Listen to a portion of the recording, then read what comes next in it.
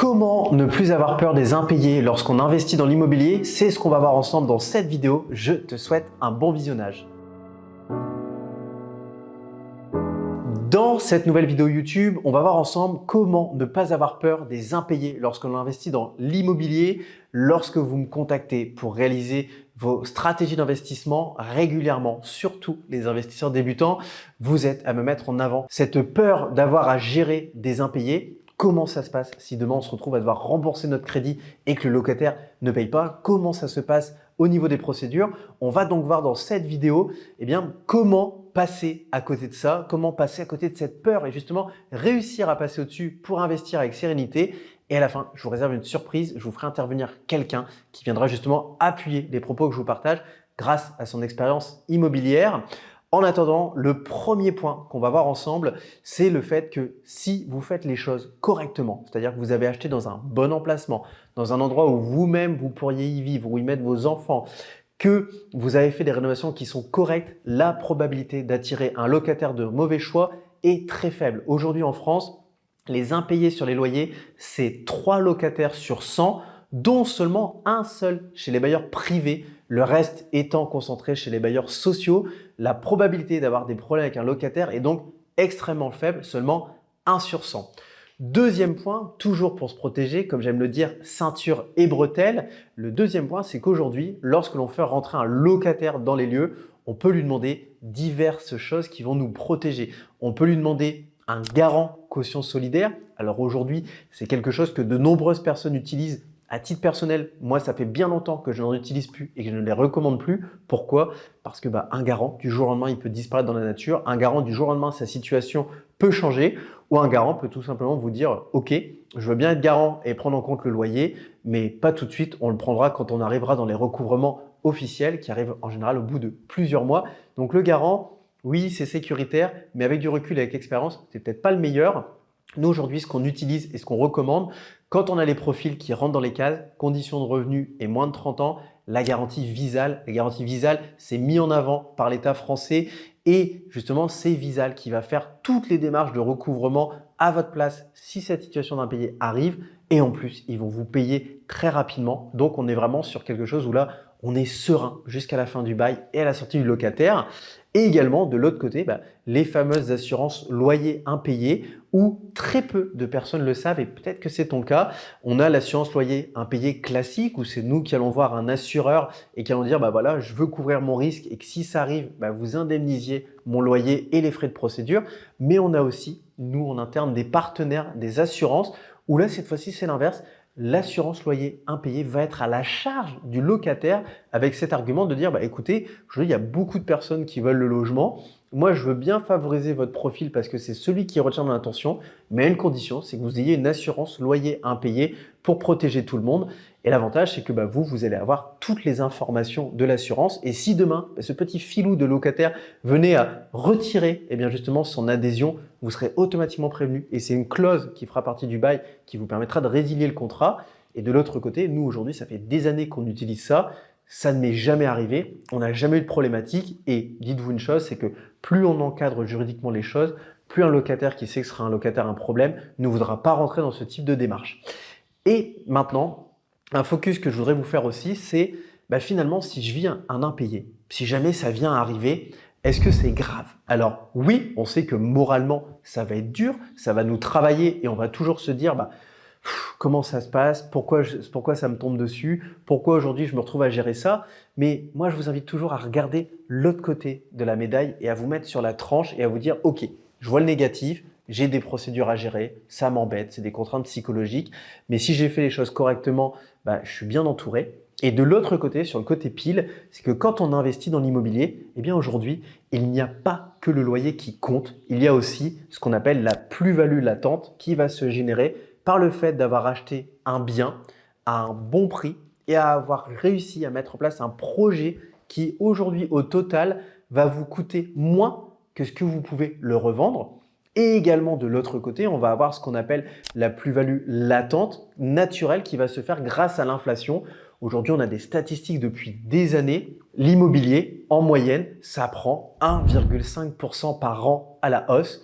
Ça veut dire que votre bien, naturellement dans le temps, il est censé s'apprécier en valeur.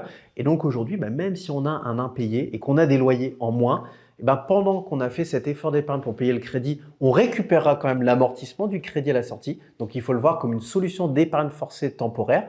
Et en parallèle, on encaissera surtout nos plus-values. Et in fine, quelqu'un qui a fait les choses correctement ne peut pas perdre d'argent avec l'immobilier. Et d'ailleurs, je vais maintenant passer la parole à quelqu'un que vous connaissez. Si vous suivez régulièrement la chaîne YouTube et que vous avez vu dans la précédente vidéo, c'est Rémi qui nous a présenté son parcours d'investisseur. D'ailleurs, si vous n'avez pas vu la vidéo, je vous invite à cliquer juste ici pour que vous puissiez la retrouver. Vous allez avoir toute l'interview de Rémi où il nous raconte son parcours et je lui laisse maintenant la parole.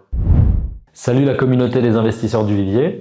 Je m'appelle Rémi, j'ai 25 ans. J'ai fait une vidéo avec Victor que vous pourrez regarder juste ici avant celle-là, dans laquelle je partage un petit peu mon parcours d'investisseur immobilier. Donc effectivement, j'ai rencontré cette situation. Alors déjà dans le cadre d'un studio, le loyer à payer n'a pas été dingue.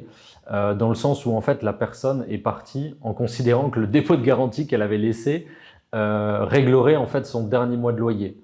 Ce qui est évidemment pas le cas. Le dépôt de garantie n'a pas pour but de payer en fait le dernier mois de loyer. Il a pour but de prémunir le bailleur de potentielles dégradations dans le logement et qui serait pris en charge sur ce dépôt de garantie.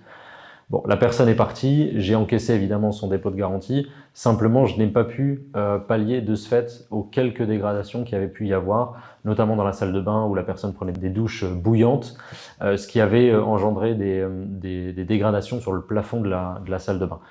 Rien de bien méchant, on a repassé un coup de blanc, on a traité le sujet et ça a été fait sans mal. Je veux dire, en 3 semaines, on n'a pas perdu finalement de temps dans la remise en location. Ça nous a pris 3 semaines et ensuite ça a été traité. Dans le cadre professionnel maintenant, j'ai eu un locataire qui avait ouvert une pizzeria qui n'a pas fonctionné. Au bout d'1 an, il a rencontré des difficultés et les loyers qui étaient payés avant de manière très régulière avant le 5 du mois s'espaçaient de plus en plus jusqu'à accumuler 1 mois, 2 mois de loyer de retard. Donc dans le cadre de cet entrepreneur pizzaiolo, le bail avait été rédigé par un notaire et avait été signé chez le notaire, ce qui a pouvoir auprès des tribunaux. Concrètement, on gagne beaucoup de temps dans ce cas de figure-là. Il m'a simplement été nécessaire d'appeler un huissier de justice, de faire constater le non-paiement des 2 derniers mois de loyer et l'huissier a ensuite engagé les mesures et a engagé en fait la pizzeria à régler les loyers dus. Au final, ça n'a pas forcément été une mauvaise affaire parce que ce pizzaiolo avait fait en fait des investissements dans le local professionnel. Il l'avait récupéré dans un état et il l'a amélioré. Il a fait le sol, les peintures, les éclairages. Il avait investi aussi en matériel. Et en fait, tout ce qui avait été dépensé par ce pizzaiolo dans le local pour l'immobilier a été conservé. Le locataire a disparu.